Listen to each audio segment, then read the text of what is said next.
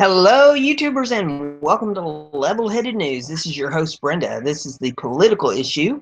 I have 21 articles in this issue, and all of the URLs are in the description of this video, so you can look up whatever information you might want to look at. The first one here is off of the sleuthjournal.com, and it says, War Criminal Obama wins JFK Profile in Courage Award. Right? Committing horrific war crimes straight away in office, Nobel Committee members awarded Obama their 2009 Peace Prize, further mocking its legitimacy, snubbing worthy recipients. Boasted about being at war throughout wars in Afghanistan. They ruthlessly, Obama raped Libya, Syria, and Yemen, partnered with Israeli, waged drone wars in multiple theaters, largely killing civilians, and enforced ruthlessness domestically. Days earlier, he was named the 2017 JFK Profile and Courage Award winner. About what it's supposed to represent, an award scheduled on May the 7th at John F. Kennedy Library and Museum in Boston. In 1989 by members of Jack Kennedy's family,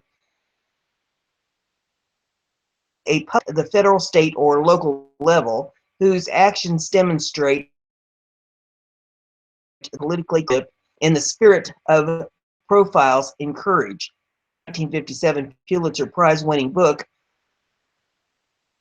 the stories of 8 U.S. senators who risk embracing unpopular positions for greater good.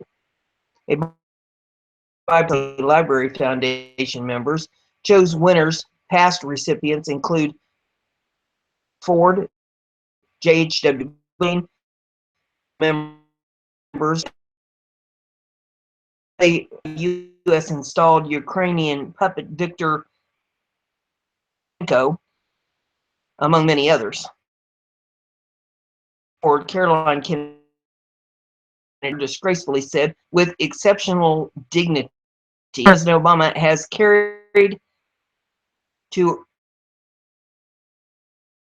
young people with the example they can emulate in their own lives. The statement said he's being recognized for to elevating the standard of political courage. America honors its worst long-standing tradition.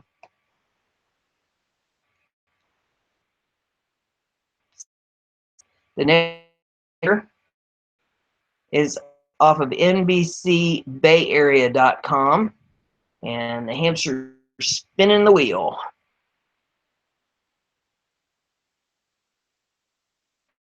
Hope everybody got their clocks changed, moved up an hour, so you weren't weren't running behind and everything. It's easy to forget. Years ago, I had a roommate during the spring forward time change, and we both set the clocks up an hour. Morning, we were ahead of everybody. What the dickens was going on, and we finally compared notes and found out that we'd both set the clocks up an hour. So here we go. Here it is. It's off of NBC Day. Try it again. NBC Bay Area, and it says a GOP House member backs off claim Obama running shadow government. Congressman backed off his claim that former stayed in Washington solely to run a shadow government to undermine the GOP agenda. Pennsylvania Representative Mike Kelly does not believe that President Obama is personally operating a shadow government. The initial accusation at a Republican dinner Saturday north of Pittsburgh. It was captured on video, posted to YouTube. The Obamas have said they would remain in the nation's capital until their youngest daughter, Sasha, completes high school. And been up here just a little bit.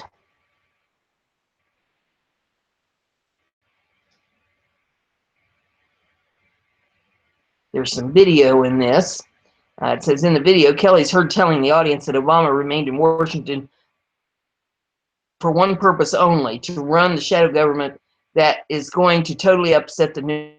His office initially released a statement saying that the congressman was sharing the frustration of everyone in the room over how they believe certain Obama administration holdovers are trying to upset President Donald Trump's agenda. Himself further from the remarks, his office added that the congressman believed the administration if the former president would personally end to all leaks, personal or personal administration in the executive branch under President Trump. Obama had no comment, a spokesman said. Also said Friday, the former staying in Washington while his daughters so there you have that. The first time. Going to tell. That we have here is off of foxnews.com. Is running as fast as he can go.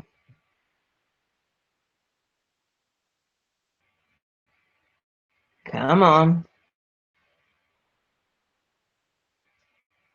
Remind everybody that Friday night, 8 o'clock, is the live show. We can review. You never know what's going to happen. I have been unprepared, so it's fly by the seat of my pants night.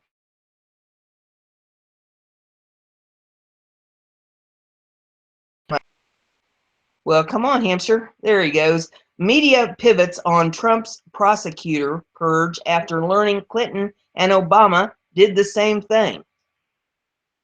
The Trump administration's decision to sack prosecutors landed with a thud when they were quickly reminded that former President Bill Clinton and Barack Obama had done the same thing.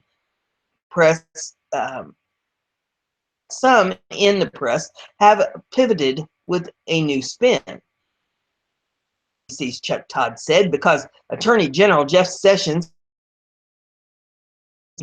fired by President Clinton as a U.S. attorney in 1993, fired U.S. attorney for the Southern District of New York, was on the cover of Time magazine in 2012, and a corruption crusader. Getting more because, to be honest, Todd said, and they will. The Trump administration's move was any different from Clinton's attorney firing 93 U.S. attorneys. Wright noted that such prosecutor purges have happened before, but according to the Research Center, treated that just convenient excuse. One big difference is that Trump's Justice Department is already embroiled in controversy, Wright said, investigating the election, including allegations Trump campaign officials may have colluded. The Attorney General himself is under scrutiny. Friday's story headlined "Anger Mounts Over Handling of U.S. Attorney Firings." The problem with Trump's move to give the prosecutors adequate warning. Handled any worse, an anonymous source told CNN. It is common for administrations to ask holdovers to step down, but what is less common is the abruptness of Friday's announcement. An administration's canning U.S. attorneys is not entirely new, at least not when it involves Republican administrations. President Bush's Attorney General, Alberto Gonzales, came under fire when he fired several federal prosecutors, citing their performance records, which came in 2006 and amid led to Gonzales's resignation. They serve at the pleasure of the president, Gonzales told Fox and Friends Monday. They know that. A great deal of discretion, Gonzales added. I'm not sure where the story is here. that I have. Once the hamster catches up, foxnews.com.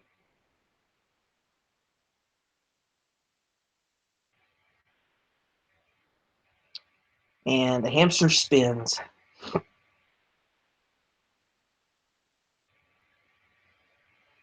Well, come on, buddy. He's grunting. Trump signs executive order to make Fed agencies lean.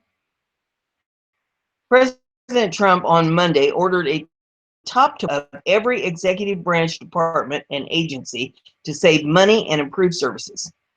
The executive order is another major step toward making the federal government effective people, Trump said at the White House while flanked by cabinet members. Duplication and redundancy everywhere. Millions of dollars are being wasted that are not delivering results, he added. View in Congress his first budget proposal, which is expected to include deep cuts to the EPA to cover an anticipated $54 billion increase in defense spending. He also said the thorough review will be Office of Management and Budget and include public input. The review will make the agencies as lean and as effective as possible, eliminate billions of dollars in redundancies, and determine whether services are truly serving the American people. Among other agencies and programs also purportedly facing cuts are the Departments of Education, Energy, State and Housing and Urban Development. Reports show a 25% cut to the EPA with the elimination of 3,000 jobs and the end of a $300 million annual program to clean up the Great Lakes. Show increases to such cabinet-level agencies as Veteran Affairs and Homeland Security departments, including $3 billion to build a wall along the border. Roughly $1 trillion of Trump's overall estimated annual federal budget goes to cabinet agencies and departments. Budget proposals on taxes, mandatory spending, and deficits and the economy won't come out until May.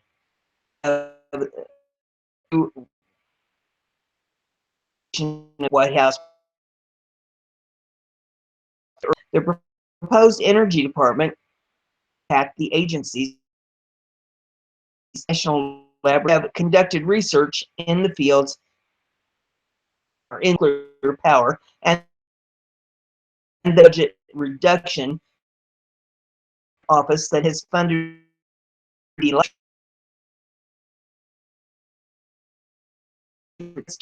budget also purportedly proposes a 30% cut to the State Department budgets. The next article, hamster catches up, off of MSN, and it says undocumented workers soared during Obama years. And we'll get this scrolled up here. Workers' incomes increased dramatically during the Obama years. The gap in the hourly wage between undocumented workers and native workers is reduced by socioeconomic characteristics, educational attainment, type of jobs, immigrating here are taken into account. To academic paper, The Earnings of Undocumented Immigrants by Harvard University, Borges, and published Monday by National Bureau of Economic Research, a Washington, D.C. based research group. Penalty, Borges, as the gap in undocumented and legal immigrants was sent in 2005, but fell to less than 4% by 2014, and he adds, likely continued since then. Undocumented workers earn about 40% less than American workers, but after controlling for the various socioeconomic and educational factors. The adjusted wage of undocumented workers rose in the past decade. And work here. Borges, one of the country's jumped the country's leading immigration wage penalty between undocumented immigrants. Over 11 million undocumented persons, and the Trump administration has vowed to crack down on immigrants, deporting those who committed crimes and building a wall on the southern border with Mexico, likely to change under President Trump. Just had not expected to see wages improve for the undocumented. A fascinating trend, Borges told Market Watch.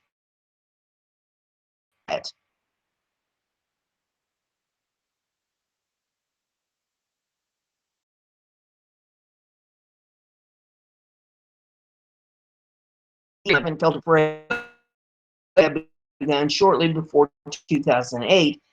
Was trying to enact amnesty programs, he added. Support for the theory that employers have become more states are using E-Verify system that allows businesses to determine the eligibility of their employees to work in the U.S., which has led to a decrease in undocumented immigrants in those states with that technology. All the employer has to do is collect the information. With E-Verify, they must check the Social Security electronically to verify its valid number. After 20 years, separate research suggests undocumented immigrants has fallen in recent years as states crack down on these workers, and some foreign economics have. There were 8 million unauthorized immigrants in the U.S. working or looking for work in 2014, down from around 8.3 million during the Great Recession, according to the Pew Research Center, a think tank based in Washington, D.C. Next article, off of MSN, and it says workers' safety rules are among those under fire in the Trump era. As the Labor Department awaits confirmation of a new secretary, officials say enforcement actions are moving forward against companies accused of violating workplace safety rules. There's just one issue: likely to know much about them. In a sharp break with the past, the department has stopped publicizing companies. As of Monday, 7 weeks after the inauguration of President Trump, the department had yet to post a single news release about an enforcement fine. The Obama administration announcements, essentially public shaming companies, as a major tool in its workplace safety enforcement. It issued an average of about 400 releases annually about fines and actions, said Eric Kahn, a lawyer who tracks such cases. Is to influence other employers to clean up their acts, said David Michaels, administrator of the Occupational Safety and in the Labor Department that oversees workplace safety.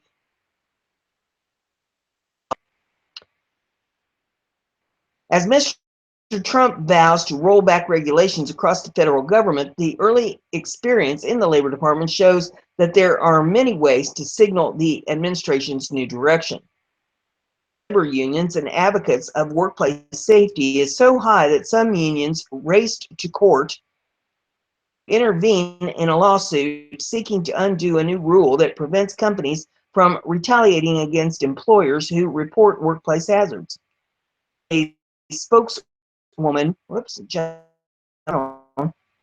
there we go.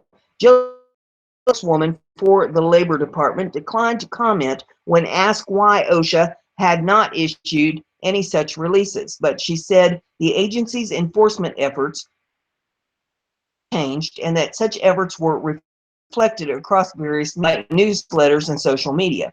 The Department of Labor is continuing to operate, including enforcement operations, Ms. Rogers said. rule on worker retaliation, several other OSHA regulations or standards on issues like practices and use of a deadly lung disease for elimination. Last week, the Senate passed measure an Obama-era rule that required companies get federal contracts to disclose violations of labor standards like fair play rules when the posting rule to prevent companies that violated the workplace from getting federal money.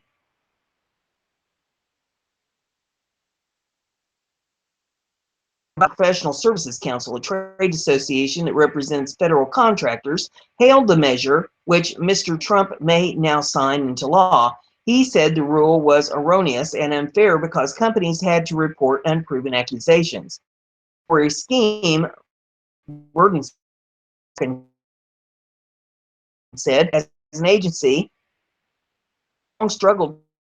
Its rulemaking procedures are arduous and take years or even decades to enact. Last year, to help the agency flex its muscles, a law to company safety violations. So took aim at considered repeat offenders. Among other things, it levied fines last year.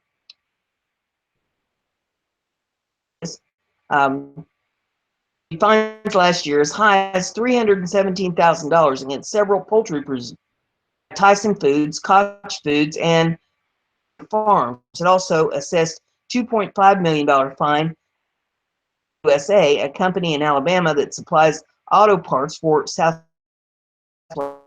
like today, after a 20-year-old woman was killed when a factory robot malfunctioned. The Trump administration seemed to be making good on commitments to roll back regulations on businesses to be a prime target. They're pushing back against an Obama-era regulation meant to exert companies to better comply with record-keeping rules. Of that rule, to take effect last month, would require companies to electronically submit accident data to OSHA so the agency could post the information on a, as recently as January, a website that it expected the site to be live. Weeks. The agency changed now states OSHA accepting electronic submissions at this time. And said Mr. Khan, the lawyer, that was a big signal to employers that even if they report the data, it will not be published online. The department spokeswoman did not comment on the wording change. In addition, the ability to change companies or charge companies with failures to properly record workplace injuries may fail.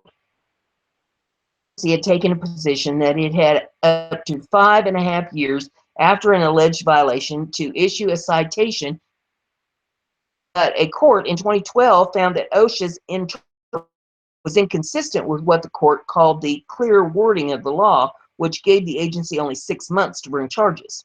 In December, the Obama administration issued a rule aimed at circumventing the court decision and restoring, but the House recently repealed that rule, and it is expected to follow suit. Sapper, senior counselor at Ogletree, and the lawyer who successfully argued against the agency in 2012 court case, the OSHA rule deserved repeal or another court, or instead they tried to evade the law by changing the regulation, Mr. Sapper said. But Mr. Meimer, head of OSHA, said that safety recording would effectively become voluntary because and bringing 6 months was nearly impossible. In addition, the agency was delaying a rule intended to lower occupational exposure to a widely used mineral linked to deadly lung disease. Into effect this month will The action is the latest twist in a 4-decade effort to tighten barium exposure limits. Those advocates say they are optimistic that the new exposure standard will go into the added place could jeopardize workers' health. Director of Health, Safety, and Environment for the said that if the rule was delayed or overhauled, it's a problem, and we'll be fighting that with every resource we have. Article that I have. Okay. It's off of Breitbart. Mexico Democrats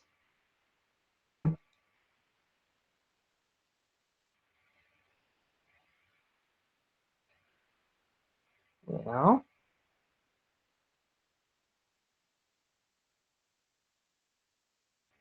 come on, buddy, I know you want to. The title up here.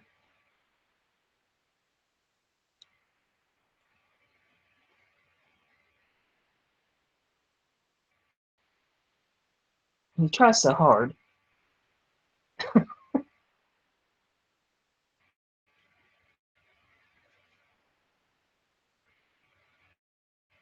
New Mexico Democrats under effort at gun sales. And if we can get it to scroll on up here to where the article is, I'll read it to you.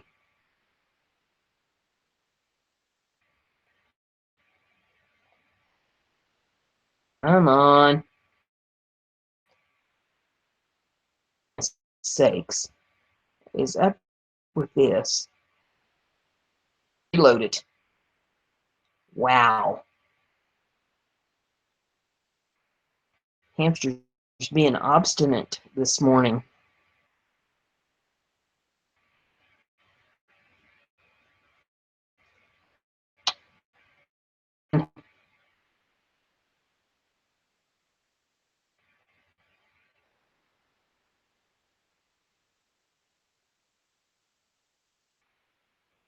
Well, he's running.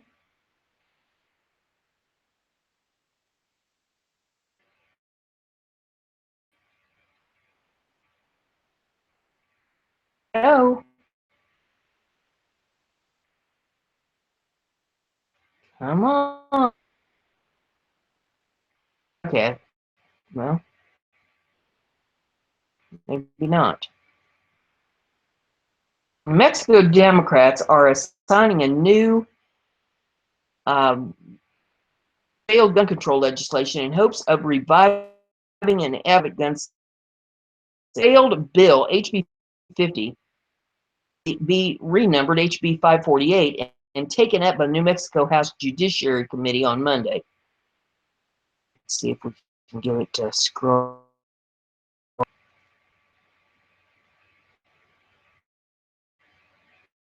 Hamster's running. I see the wheel spinning. HB 50 was Representative Stephanie Garcia Richards mandate residents seek out a federal fire and then gun sale, whether the retailer or and is a special background checks.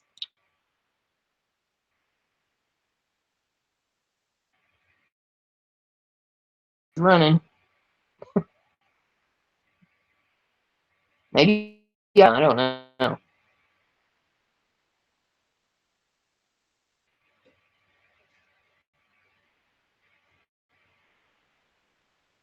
Okay, the NRA eyed the alarm on the attempt to switch HB 50 to HB 548. The HB 50 was a near universal ban on private firearms sales and temporary loans or transfers. It was so unpopular with lawmakers, went back from the House floor to Judiciary Committee, where it has now Bloomberg and anti-gun lawmakers are pushing HB 548, which requires firearm sales and gun shows be conducted through a federal firearm license deal which would involve extensive paperwork and an undetermined fee. I'm waiting for the hamster.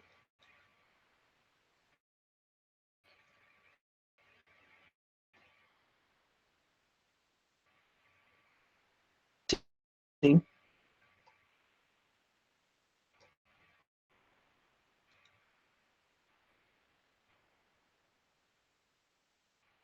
Breitbart News reported that 32 jumped, and the whole thing went cattywampus. You had any idea what I go through here trying to read this news to y'all? Trying to get it to scroll back down here.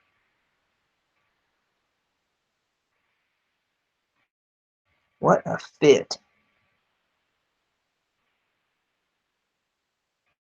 Doggone hamster. Smack him.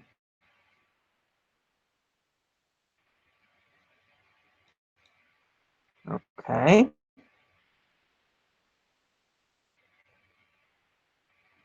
Well, he keeps trying.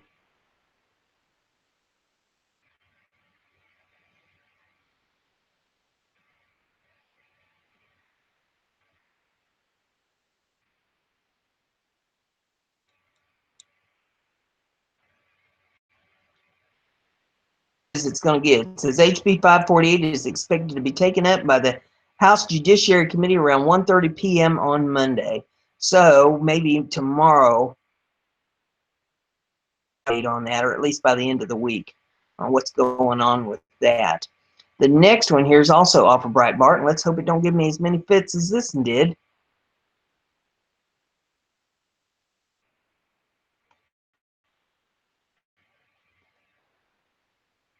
Okay, he's trying. It says, Virgil, the Beltway assures us deep state doesn't exist. Scroll her up.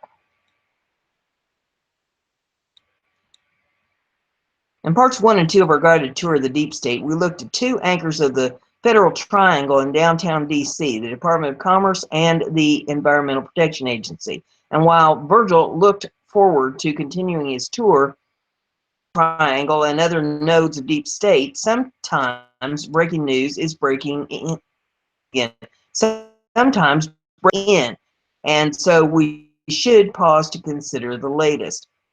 From his podium at the James S. Brady press briefing room at the White House, President Trump's press secretary, Sean Spicer, was asked about the deep state. Come on.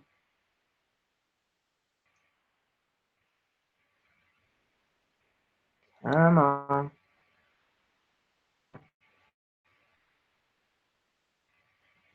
Yeah.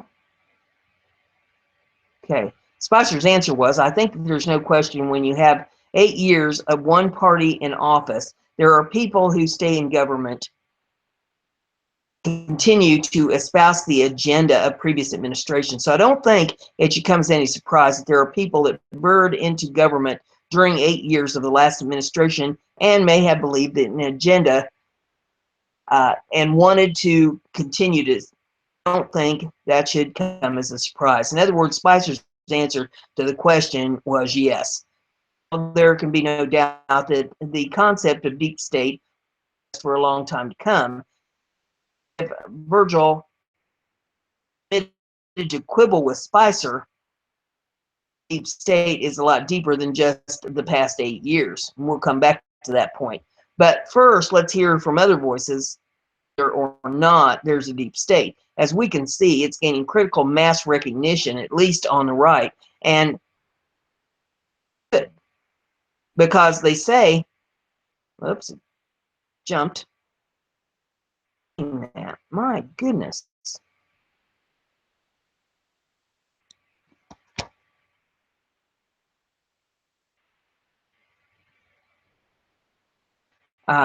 Because, as they say, forewarned is forearmed. On March the 5th, former House Speaker Newt Gingrich made himself clear.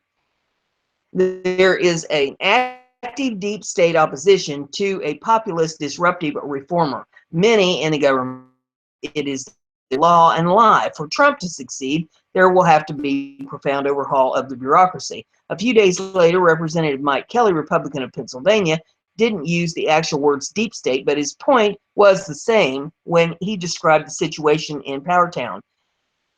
Are there, and they don't think the new owners or the new manager should be running the ship. And then Kelly added about former President Barack Obama. He's only there for one purpose, and one purpose only: shadow government that is totally going to upset the new agenda. So is the 44th president setting up a permanent campaign against the 45th president? Obama denies any such intention. He and his family are remaining in Washington so that Russia can finish high school. Of course, that explanation doesn't quite tell us why former White House Juror Valerie Jarrett has moved into Obama's 8,200 square foot home in swanky neighborhood just a couple miles north of the White House. In fact, the goal of the relocation, Daily Mail, is to oust Trump from the presidency either by forcing his resignation or impeachment. And Congress, too, are eyeing closely the shadowy praying against the new administration. Words of Representative Thomas Massie, Republican of Kentucky, I think it's really the deep state versus the president, the duly elected president. And on March the 9th, Fox News, Sean Hannity was even more direct. Deep state Obama holder, like federal bureaucracy, are hell bent on destroying destroying President Trump. It's time for the Trump administration to purge these saboteurs. Interestingly, by coincidence, or perhaps not, the very next day, President Trump's Justice Department ordered the firing of 46 U.S. attorneys, Obama holdovers. In the mainstream media now even choose to deny that there's any such thing as a deep state. Such is David, and I'm trying to pronounce this guy's last name, Ignatius, a veteran columnist for the Washington Post, who wrote on March the 7th, we're seeing is simply the collusion of President Trump and the properly established legal system. Some Trump supporters claim he's facing a secret coup from an intelligence and foreign policy establishment that constitutes a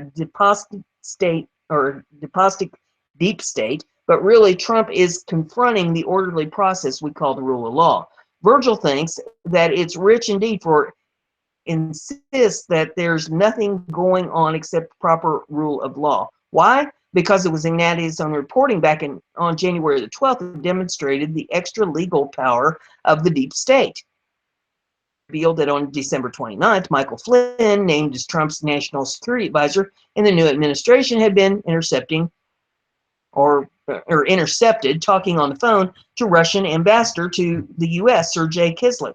And first report events, we know Flynn resigned from his White House post on February the 13th.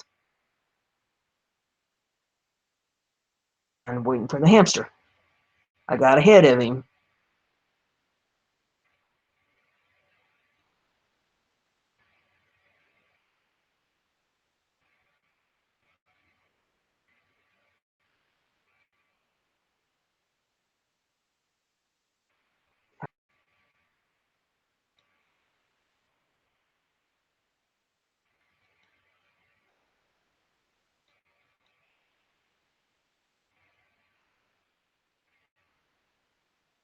A few days after that, ran on January 12th, Virgil wondered aloud how he got the information about a private phone call. Now, how did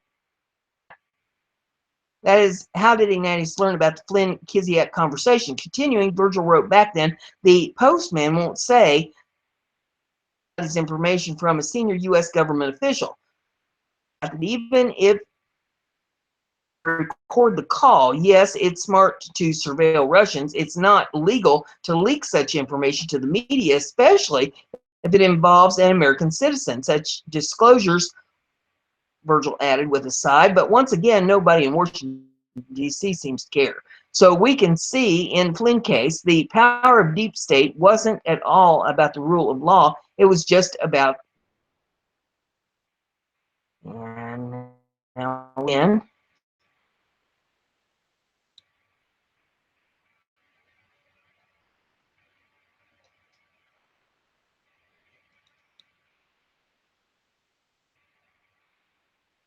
Well,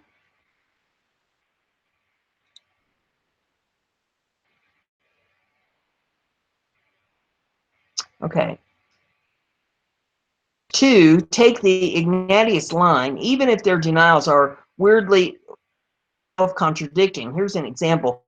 The March 9th headline in Politico, the Bible of the Beltway, is a figment of Steve Bannon's imagination. DeJong Schulman firing both barrels at Bannon and anyone else who might have suspicions about the deep state. Role for assessing the credibility of what you're reading about national security in the Trump era. If somebody uses the term deep state, you can be pretty sure they have no idea what they're talking about. Got that?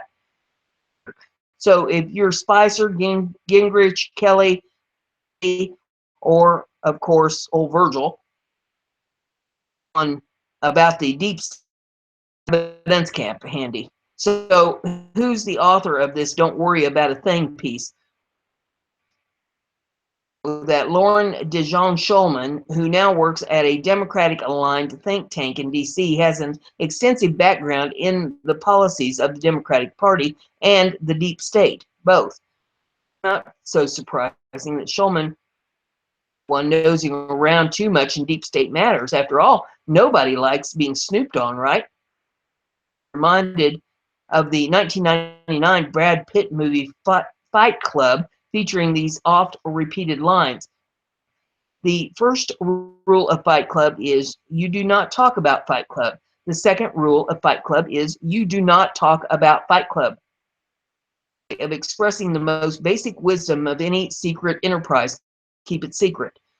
To see how Schulman, denial piece, 2,000 words of mercilessly mocking the idea that there was deep state. Schulman closed by outing herself as a deep stater. Time you hear of seeing the term deep state, whoops, send them a copy of this article and ask them to stop them. The term betrays their ignorance and obscures the misleading far more than it illuminates. And if that doesn't work, well, we deep staters will take matters into our own hands. Is that Schulman would say that her final words were just funny. What an arch sense of humor she has. She got some yucks from her pals in Cleveland Park, Crystal City, and Chevy Chase. Meanwhile, other Americans curious about how they are being governed might wonder what's so funny about being threatened by a well-connected beltway. An attempt at humor, however ominous, is one possible explanation for Schulman's close. That she is in fact proud to be a deep stater and that her pride shines right through her framed irony. Eager to signal to her friends and colleagues in the deep state that she's truly one of them. Was her Politico piece a successful stratagem? Succeed in playing her double game? That is, one of the cool kids, even as she convinced readers that only dopes and paranoids worry about the deep state. You decide. The next article that I have in Post. So consider the source. Let the hamster get this screen. It says, why did Obama dawdle on Russia's hacking? Let's get this up here off the Washington Post. It says, thought I was going to get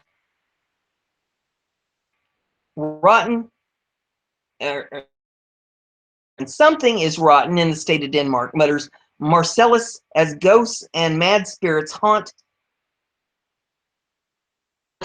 in the first act of Shakespeare's Hamlet.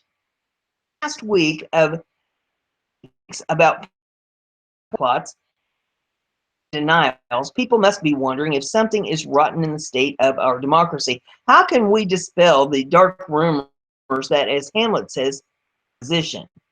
I suggest to clear the haze and recrimination that surround President-elect Donald Trump intelligence agencies a week before his inauguration. Getting answers may take months. That's the best way to avoid a Shakespearean tragic ending. Question 1. Russia's to hunt his rival, to hurt his rival Hillary Clinton.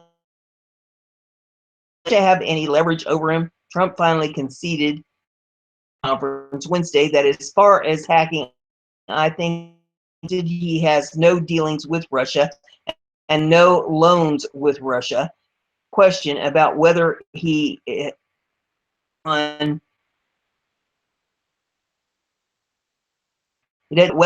or anyone from his staff had contact with Russia. Oh, he's answered that a million times. Where earplugs in? Ah, trading. Now I'll get the hamster to scroll this down a little bit so I can. Come on, hamster. Okay, it says the country needs to know it's false. The Post and other news organizations spent a dossier about possible Russia-Trump contacts prepared by former British intelligence officer. The press couldn't confirm campaign. The FBI and other intelligence agencies have had the dossier too since late last summer. Investigation remains open, it appears. Full investigation could establish who did what and when in a case where Foreign Intelligence Service allegedly overt action against the United States jumped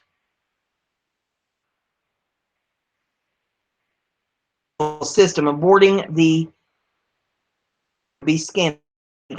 Why did Obama administration wait so long to deal with Russia's? This is the Hamlet puzzle in our drama. Like the Prince of Denmark, President Obama delayed taking action even as evidence mounted of dastardly deeds.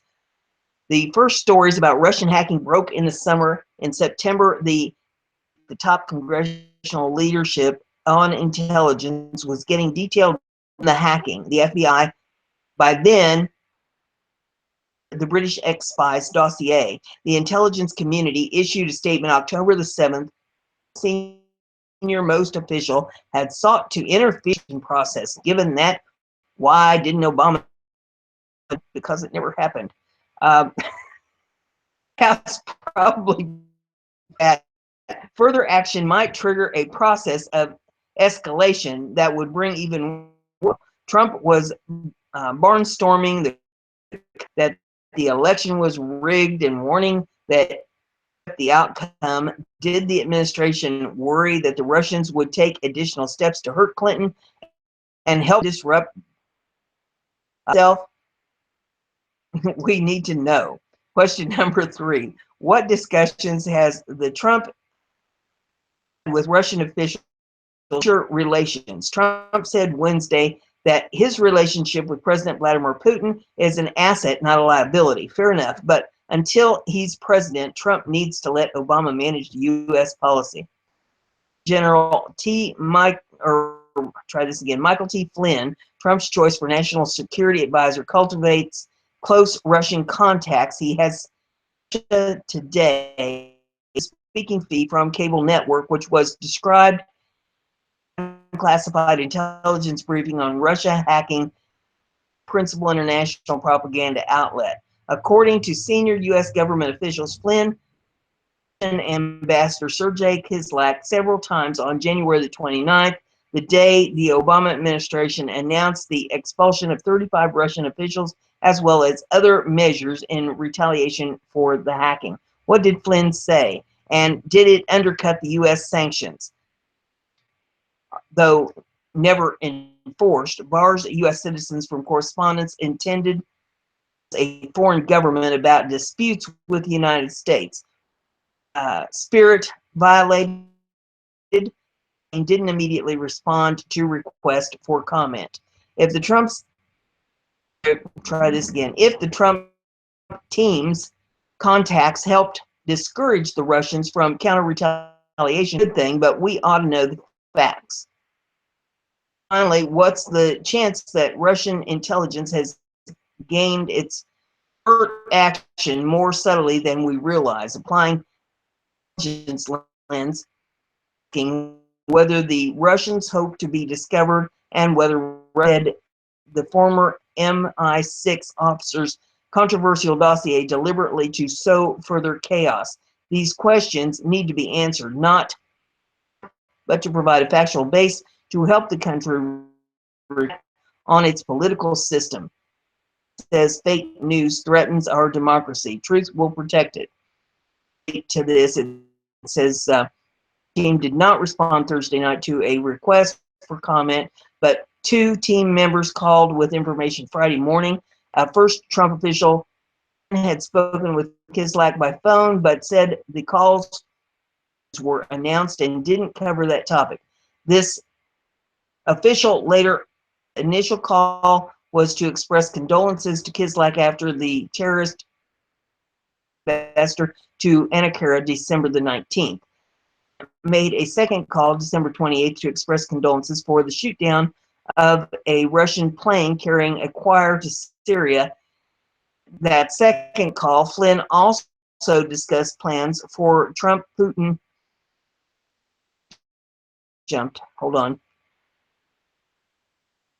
time after the inauguration. In addition, a second Trump official said the December 28th call included an invitation from Kislyak for a Trump administration official to Kazakhstan for a conference in late January. You have that. People at Washington Post are out of touch. Is Breitbart. And the hamster is running. For some reason, hamster is not liking Breitbart tonight for some reason. Come on.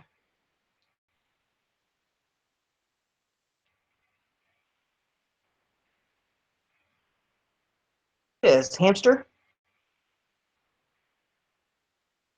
Running as fast as he can go. I see that wheel spinning. Up, here we go. Representative Dave Brett, a perversive economic system. Scroll up a little bit here. Virginia Republican Congressman Dave Brett told Breitbart News Saturday radio host Matt Boyle that Health Care Act bill, written by Speaker Paul Ryan, Republican of Wisconsin, is designed to save the insurance companies, not return health insurance and health care delivered to the free market. Brett said the Speaker is worried about the insurance companies who backed the 2010 Patient Protection and Affordable Care Act because the system they created cannot be sustained because of its incentives, regulations, and costs. In the Obamacare regulation and build out, the congressman said it is foolish to attempt a political solution to an economic problem that forces you to accommodate the needs and values of 3 Americans, people in both California and Texas at the same time. The bill is not connected to the promises President Donald Trump made on the campaign trail, said the former head of the economic department at Randolph-Macon College. Get it to scroll up a little bit more here, maybe.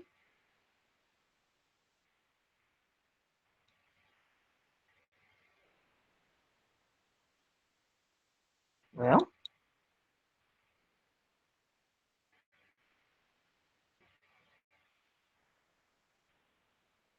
we want Trump to be hugely successful, so we don't want to handle a bill that's 2 years, he said. Trump ran on discovery and competition across state lines. The price is going up by 20%, and the bill we're getting once again goes back and does too much emphasis on the coverage aspect, he said. But it makes it impossible for the bill to ever work, he said. 5% of the people issues that every bill deals with, but 5% will cost 50% healthcare market, he said. A pre-existing condition has nothing to do with insurance because the person already had the problem, he said. That is not an insurance problem. That's a healthcare problem, and we've got to fix that. The 300 million, we've got to design an efficient system that follows free market logic to get to go shop. Has many rules governing how insurance companies structure policies and run their own firms, he said. Lifting the regulatory burden on the insurance industry would free them to innovate, he said. In the current bill, I've asked leadership budget committee experts, can a person go after insurance product of their own choosing? The answer is no, he said. That the regulations require certain essential health care benefits so that everyone in the country is, whether they need it or not, Brett said.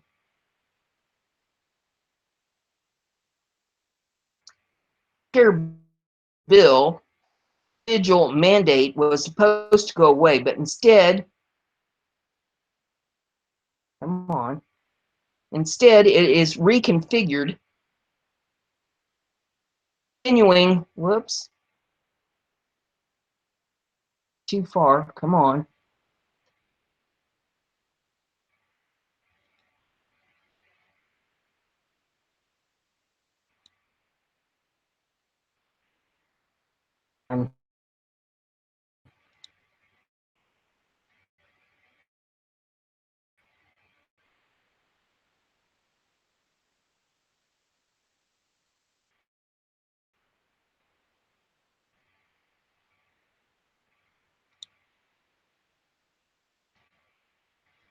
I want to smack this hamster.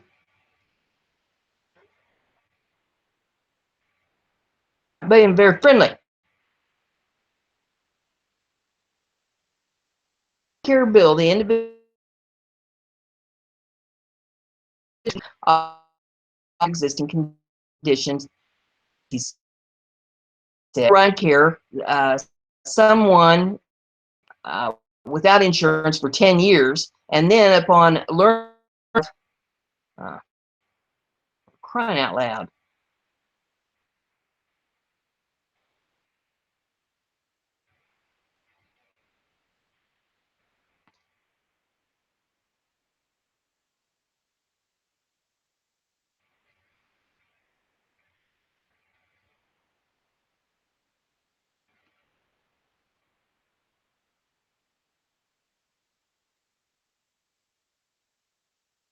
Bit. I don't know why it's doing this to me. Like he's gasping for his last breath. What the hell?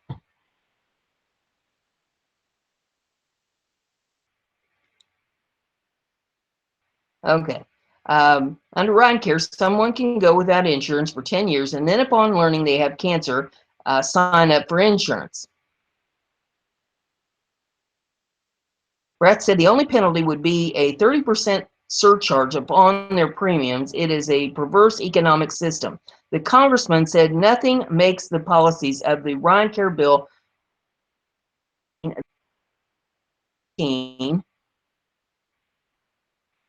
Republicans in the House and Senate passed flat-out repeal of Obamacare when everyone knew it would be vetoed by President Barack Obama. Now, with the red votes, Republicans are stepping away from repeal to put forward a Ryan Care bill that preserves the structure and spirit of Obamacare. The bill is unlikely, but even if it makes it to the Senate, it will not pass there either, Bratt said. Republican leadership will work with Capitol Hill conservatives to craft a true repeal of Obamacare that syncs up with what Trump promised the American people. The next article, thank goodness, it's on WND. I'm waiting for the hamster to put it up on the page. He's coming. Homeland Security rationing ammo to agents in the field. And this one I'm going to have to blow up. It's got it in that little teeny tiny print again. Guys have to. And Customs Enforcement says it possesses an amount of 9mm bullets for agents for training purposes, and it's rationing its ammunition based on internal requests until it can do contract.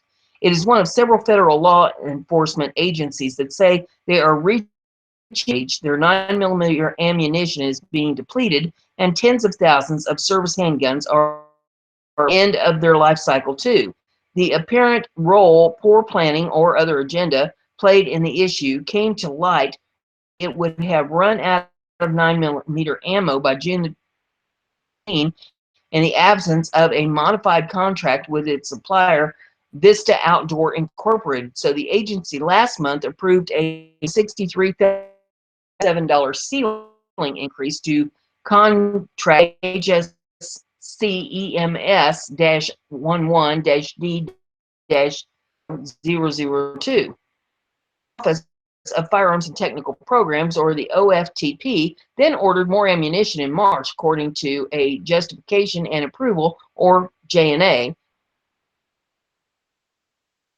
database search. But if it were not for J&A's sloppy redactions, tracking or the extension was partly covered by faded black marker ink, as were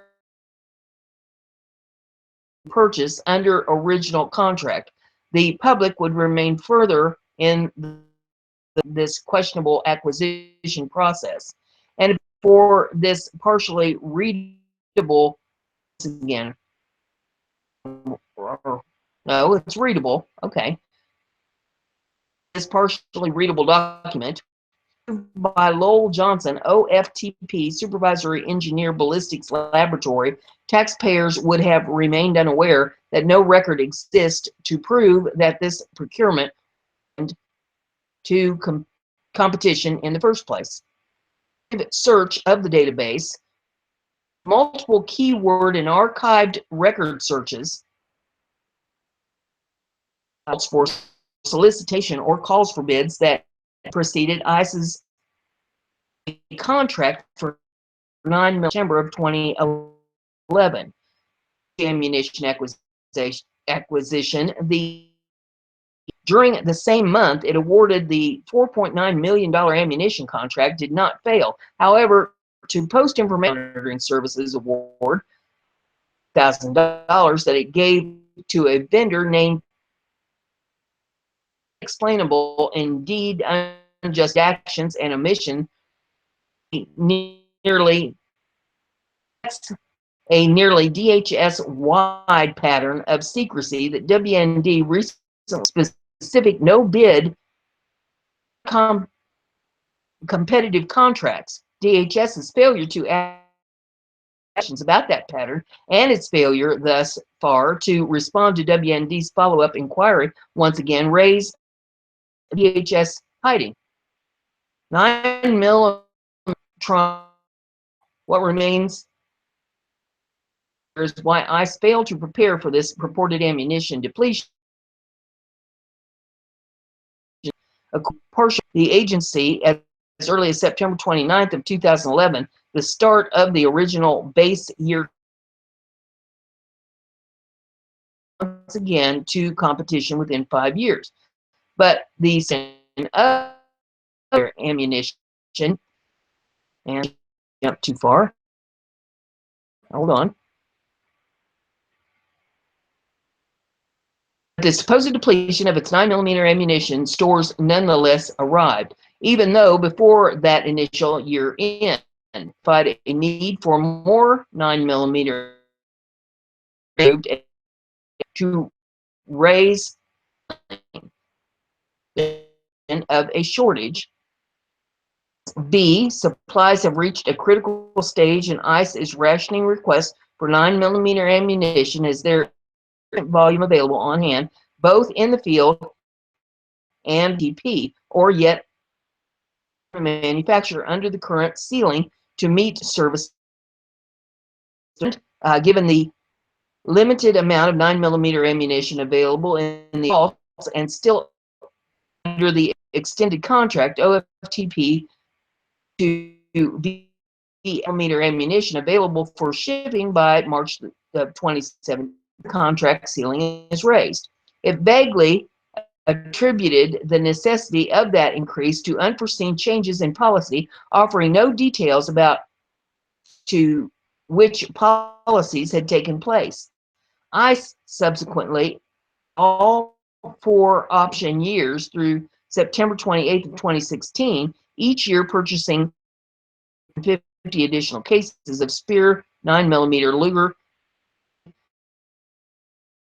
jacketed hollow point. And there's a video in this. And Hamster, of course, has a problem with these videos. So let's get that out of the way. Well, trying to get it out of the way.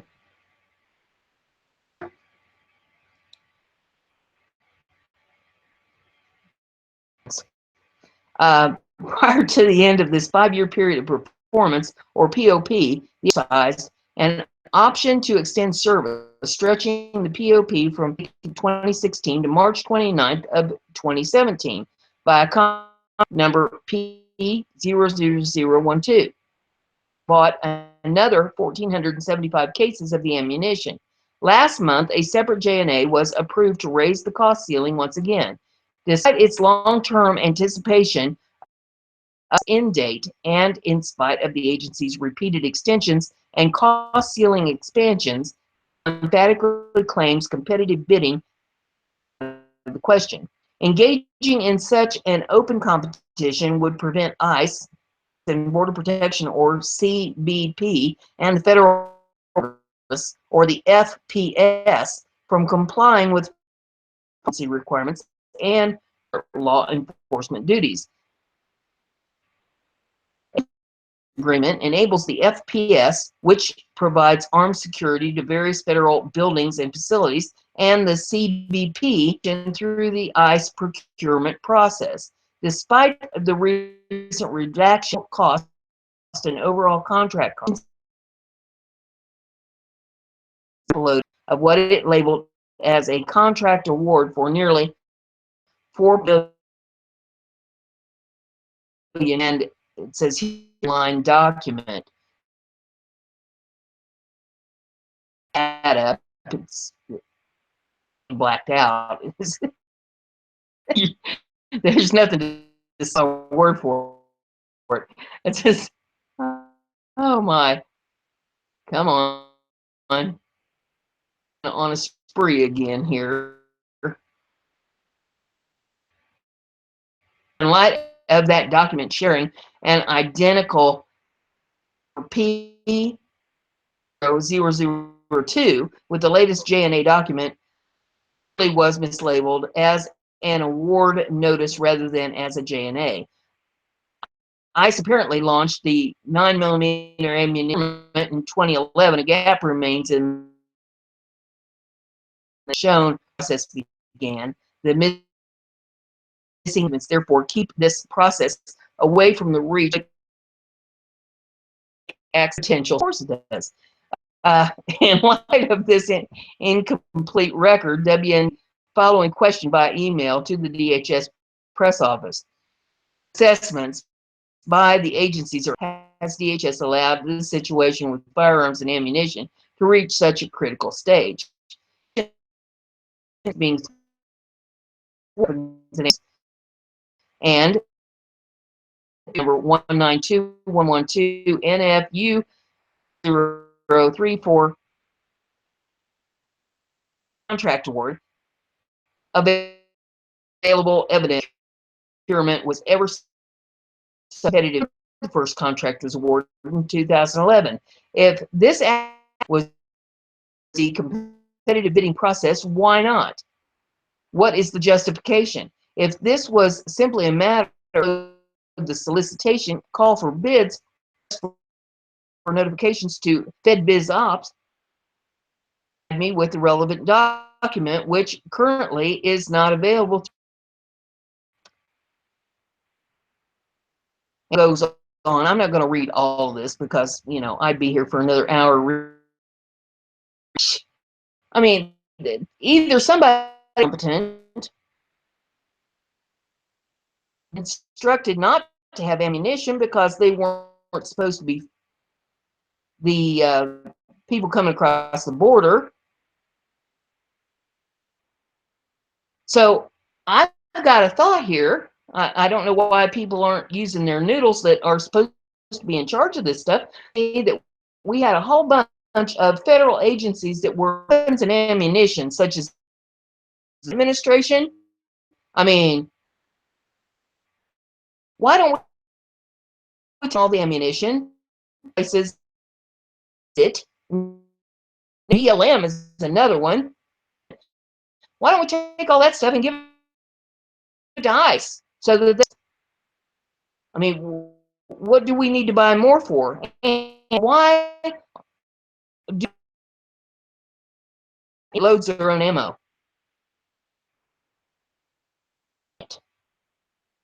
When it would be cheaper to load it, it would be cheaper to pay somebody.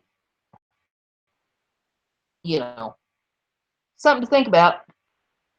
I never get any answers though. Liberty right. You can pull it up and read the rest of that for yourself. Pretty much the same. Not doing their job or told not to do their job. Liberty Writers News. And as fast as he can go.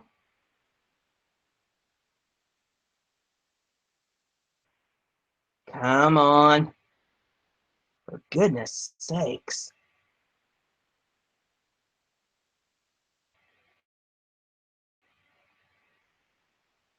Trump is blistering mad at what sick thing Democrats did tonight.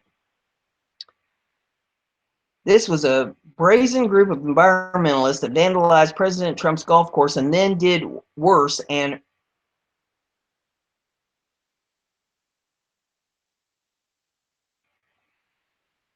well,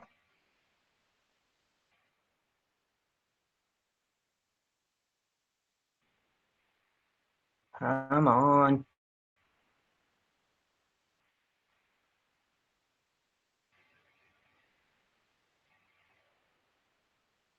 Well, I don't know why it's doing this. Down here. It says there's released video of them doing the damage, and you can watch this video if you realize Trump's golf course is what it's called. The article goes on, says the anonymous environmental activist collective snuck into Trump's National Golf Club in Rancho Palos Verdes, California.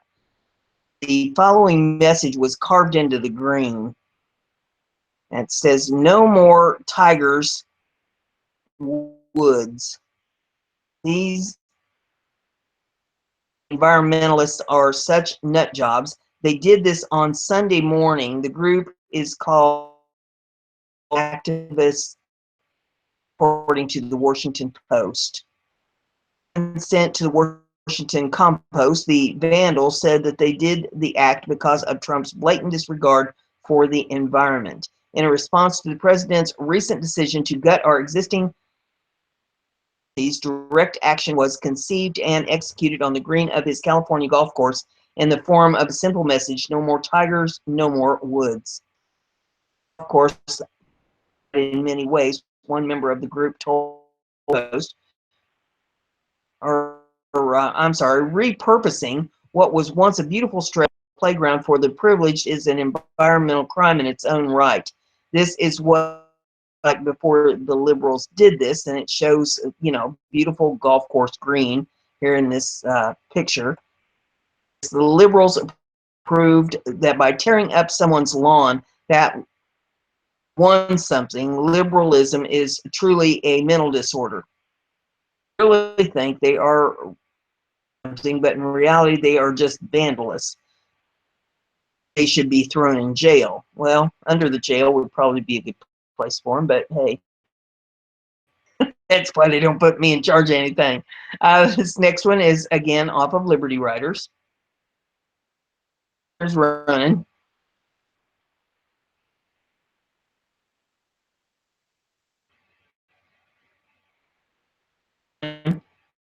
Yeah, it's just about up here. Pastor got attacked last night. What he did next was unthinkable. It says Press Secretary Sean Spicer went to an Apple store last night to get a new charger. What he got, an insane liberal. Or let's see, socialist Hassan confronted Spicer and started screaming at him, accusing him of working for Russia and saying just. And there's a picture over here. She's a pretty girl. Probably not so pretty once her mouth opened. Psycho Shri didn't stop there, though. She kept shoving her phone in his face and some desperate social justice warrior act. She was even dumb enough to film the assault, and they got the film of it here in this article. It says, what is most shocking, though, is how Sean Spicer reacted. He had fought back. He kept his cool and even mentioned how crazy people like her have freedom in this country. It's called being a class act, even when she clearly didn't deserve it. Nerve to call Sean Spicer a racist for complimenting her right to free speech. He is not hurt, but if this is what he has to put up with, he needs our prayers. The next article is off of Liberty Riders. Wait for the hamster. Here we go. It says, Hammer time. This attorney just learned brutal lesson about messing with President Trump. And give it to scroll up a little bit.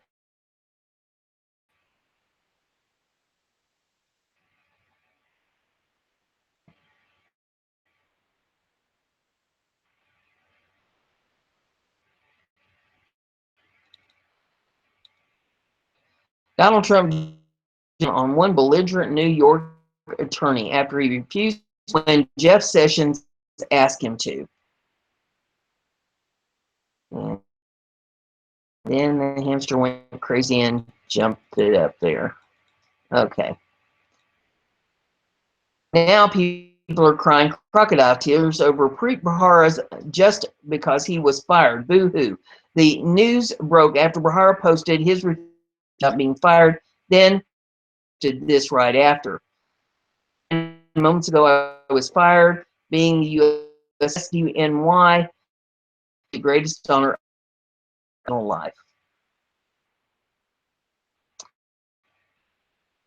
Ouch. Looks like he just learned that President Trump is going to stay loyal to his Attorney General Jeff Sessions. Admittedly,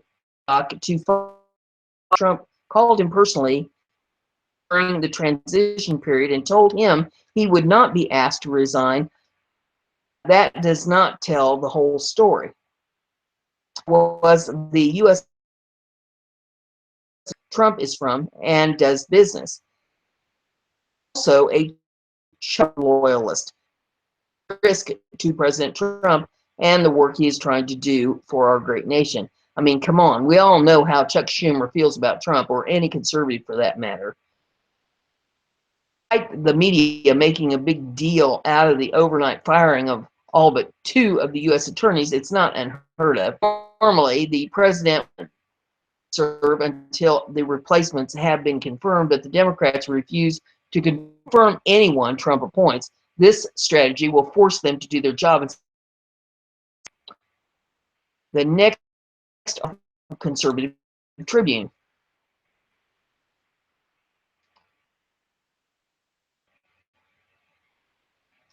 Schumer will filibuster same wall he's supposed in 2006.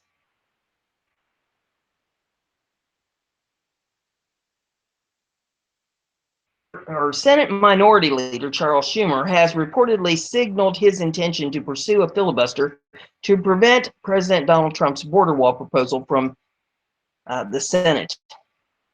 The problem with this plan It's phonier than a $3 bill. The truth that Schumer prefers nobody knows is that 11 years ago, plain old New York senator voted in favor of an bill, the Secure Fence Act of 2006, which created the legal mechanism on which Trump's executive order.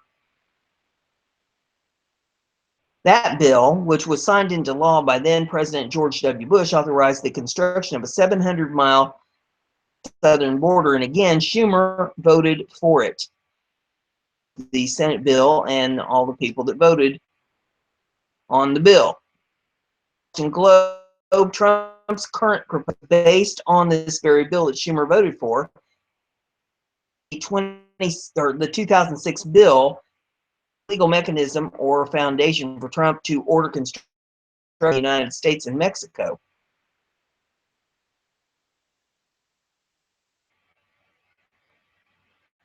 Come on. And yeah, there's some video in this if you want to pull it up and see the video. Mr. Schumer.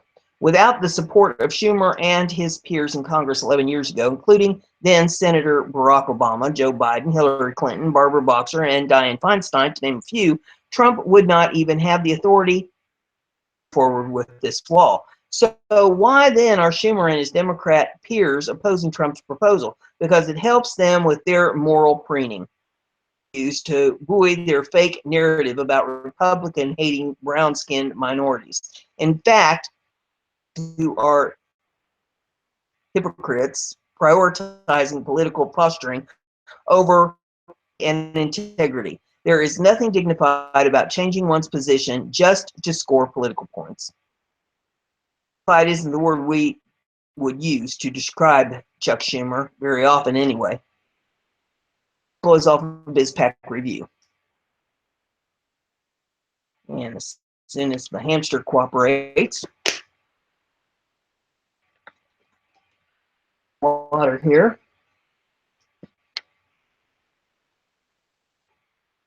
Of it so I can read it. Donna Brazil predicts a Trump. Her evil, wishful thinking out loud backfires. With the major nor'easter barreling down on Washington to New York City corridor, promising blizzard-like conditions throughout the northeastern United States, Donna Brazil appears to be hoping the storm will accomplish what the Democratic Party could not, namely, to defeat Donald Trump. Former interim chair of the Democratic National Committee took to Twitter to Katrina the destructive storms had on the sitting presidents at the time, George W. Bush and Barack Obama, what kind of leadership Americans might see from President Donald Trump. Tweets listed with Katrina, number 44, soaked in Sandy. Will Donald Trump, try this again, will Donald dump Stella? Can 40 million people find Stella sobering under 45 leadership? If the liberal Democrat was rooting for the misery of New Englanders in hopes of advancing political goals. The Fox and Friends crew discussed Brazil's stormy disposition on Monday, and there's video of that in here if you want to see that.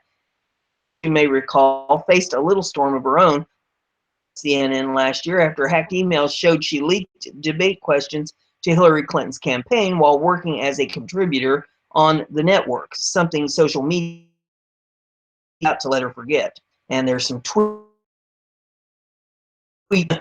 regarding that if you want to pull it up and read those. Scanning down through them. There we go. Next one we have here is off of Western Journalism. Blast Tillerson for ditching the press on Asia trip. And this, if you want to see it. So Secretary of State Rex Tillerson's decision to ditch traveling press on his upcoming trip to Asia is unusual and insulting, according to CNN anchor Jake Tapper. Making his first trip to Asia as a member of President Donald Trump's administration next week to meet with senior officials from Japan, South Korea, and China. On the agenda for the Secretary of State is a discussion of U.S. economic interests with the leaders of the region. Adding to the urgency of the meeting are North Korea's latest missile tests on edge.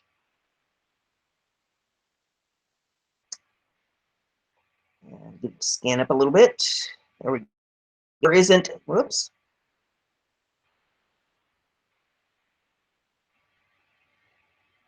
Well,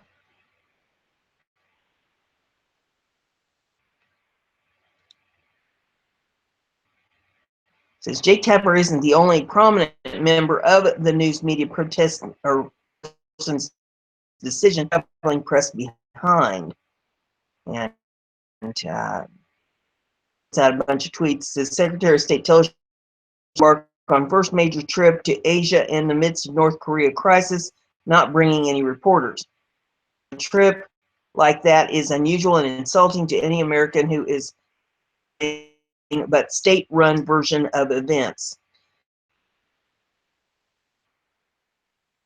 Frustration has many news organizations for their perceived lack of access to the Secretary of State.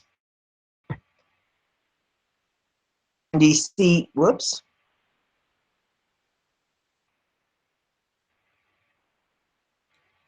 Hamster got a little out of control here. The bureau chiefs from a number of major news organizations sent a letter to the State Department on Tuesday requesting Tillerson consider allowing a small pool of reporters to accompany him on the trip. Deeply concerned to hear that Secretary Tillerson to Beijing, Seoul, and Tokyo to hold key meetings about some of the most policy issues for the United traveling press, signed by a dozen news organizations, including the New York Times and Washington Post and the Wall Street Journal. The for Fox News, Brian is also among those who signed the letter. The letter rejected the State Department reporters who the region unilaterally as commercial flight schedules have access once they are there.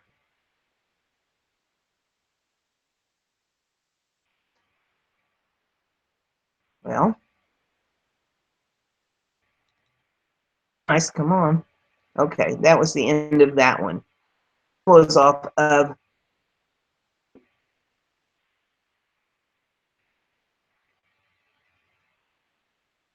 coming up.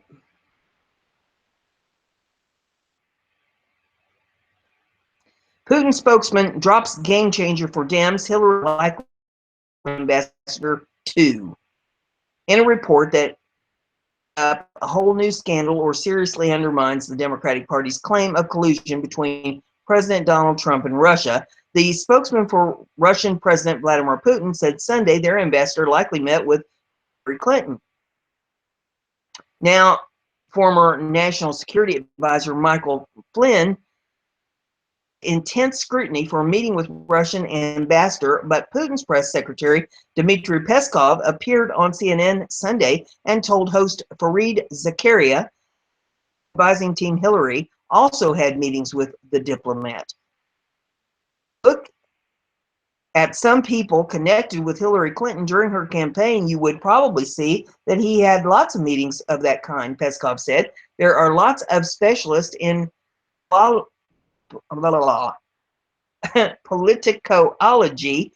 people working in think tanks advising Hillary or advising people working for Hillary. Town hall tweet says scandal, Hillary Clinton advisors probably met with Russian ambassador during the 2016 election. The article continues on and says, how soon can we expect Democrats to call for an investigation of possible collusion between the Clinton campaign and Russia? Peskov explained that talking to people is what ambassadors from all countries do as part of their job.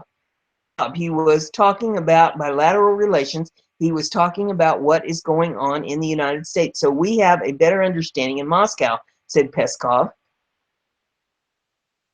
There's video in this. Take a look at it. off of BizPack Review. And hamster in the wheel goes round and round.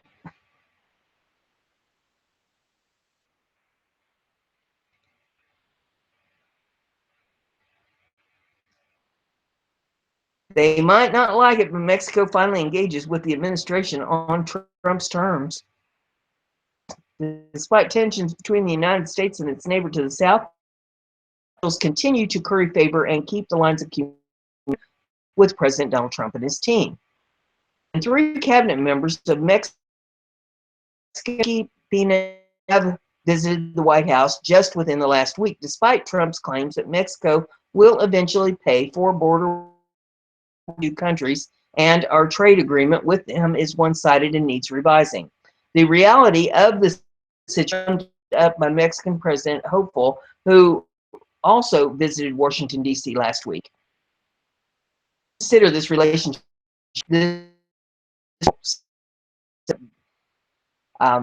Zavala, who is also former Mexican First Lady, at the Atlantic Council Tuesday, according to The Hill. She added policy between the 2 countries, apart from immigration, has strengthened becoming part of Mexico and part of the United States, she said. Mexico's next presidential election will be held next year. Another presidential hopeful, left-wing Andres Manuel Lopez Obrador, is scheduled to visit Washington, D.C. next week. Commerce Secretary Wilbur Ross had Friday Alfonso Guadardo, Secretary of the Economy. The 2 exhibited friendly time. Discussions are the beginning of our work together on a day-to-day issue that arise from our close relationship, Ross conference. Not all visits, however, were cordial, The Hill reported. Secretary Luis Verde a trip to Washington this week to air grievances over the Trump administration's immigration policies. He met with some of Trump's top officials at the White House, National General H.R. McMaster and Trump's son-in-law, Jared Kushner, advisor Gary Cohn. Line that we've always had great openness from the American government towards Mexico's positions. Told reporters after the meeting, we have differences that are clear, that are public, that are notorious. Zavala said she's seen an increase in tension in U.S.-Mexico relations in the 20-plus years followed of the North American Free Trade Agreement, or NAFTA, has said he wants to renegotiate. I hadn't felt what you can now feel in Mexico, she said, and it's no surprise that Mexico wants to firm up its relations with the United States. Media agreed. A bunch of tweets. One says, as we all knew they would, this time on Trump's terms. Much the feeling there. If you want to read all of them, you can pull that up. Here is off of Western Journalism. On the hamster. As EPA's top environmental justice official quits. Says the leader of the Environmental Protection Agency Environmental Justice Program has resigned. Lee resigned Thursday, voicing concerns that President Donald Trump might deeply slash or eliminate funding for his office. Reports have circulated that the EPA is going to face hefty budget decrease. Some reports have suggested the Environmental Justice Office the impact of environmental issues on low-income and minority communities could lose most or all of its funding.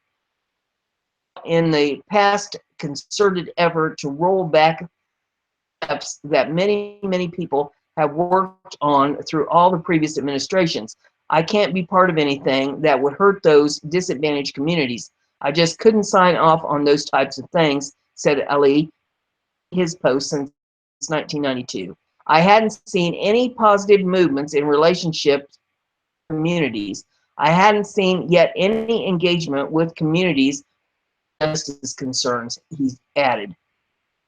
already moved on and is now working as senior vice president at the Hip Hop Caucus, a civil rights group using hip hop music to create engagement. A memo Ali wrote for his resignation doubts about the Trump team now running the EPA. I wonder if our new leadership has had the opportunity to converse with those who need our help the most, Ali wrote in his memo. I strongly encourage you and your team to continue promoting agency efforts to validate these community concerns and value their lives. Projects funded by Environmental Justice Office have included a project in Boston to help teens by enhancing urban greenways, tending gardens, and planting native vegetable or vegetation trails. In Worcester, Massachusetts, to increase community gardens in West Harlem to teach teenagers how to install rainwater harvesting systems. Made his views on climate change clear in a blog he began on the EPA's website. Change is real. Its impacts are enormous. We're already seeing these effects across the planet today. And while we are deeply engaged in discourse about the extent of these disruptions and devastation that destabilized climate causes, we don't talk nearly enough. Will be shared, wrote. When asked about environmental justice during his confirmation hearing, EPA Administrator Scott Pruitt said the concept. With the concept of environmental justice, Pruitt said, the administration role regarding environmental justice. I agree. Important that all Americans be treated equally under the law, including the environmental laws. Article. Here is off of Conservative Tribune. It says Obama has over 12 people in a DC office to keep tabs on Trump. See, they can deep state all they want, but the evidence points not. It says a Huffington Post article about Barack Obama's clandestine moves against President Donald Trump held one key detail that shows just how obsessed the former president is with the man who succeeded him in office. Not only is Obama in regular conference calls with Democrat politicians and groups to plot strategies to oppose the new administration, but he has established a team in Washington to tap the rumor grapevine for information on Trump. Reported has his team, more than a dozen strong, working out of an office in the West End neighborhood of Washington to keep tabs on article author Sam Stein wrote. A regular conference call for the Obama network, a meeting president attended with former aides a few weeks back, and ad hoc calls to Senate and House Democrats, groups, and grassroots organizations. Emphasis here, Obama has his team on the unreported stories. In other words, they're digging up dirt on the president. I wonder if he tried to get G. Gordon Liddy.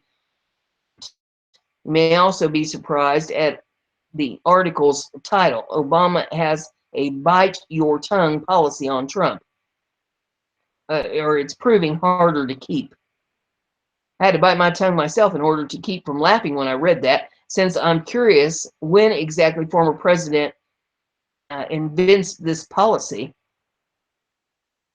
In addition to throwing veiled and not so veiled barbs at Trump for the month and a half he's been in Obama has stayed active in Action, a political action group that has been particularly vigorous in opposing Trump. Organizing for Action, which has a prominent link at the bottom of Obama's post-presidential website, has been involved in organizing some of the airport protests against Trump's temporary immigration order, according to the New York. Its partner group also distributed a pamphlet for town hall protesters, which advised them to sit by yourself or in groups of two and spread out throughout the room. This will help reinforce the impression of broad consensus. Neutral so that staffers will call on you, and don't give up the mic until you're satisfied with the answers. The "it's proving harder to keep" part. It's like the high school bully who insisted that you kept getting in the way of his hand. I mean, how could you possibly be the problem? Think of the outrage if George W. Bush had spent his post-presidency dispatching his team around Washington in order to flesh out stories on Obama administration. There would be a hue and gnashing of teeth and rendering of $39.95 Urban Outfitters t-shirts. Nobody would stay quiet about that kind of paranoia, and they certainly wouldn't say Bush had a bite your tongue policy. In Postland. And final one that I have for you this morning is off of Liberty Riders. The hamster to get her up here.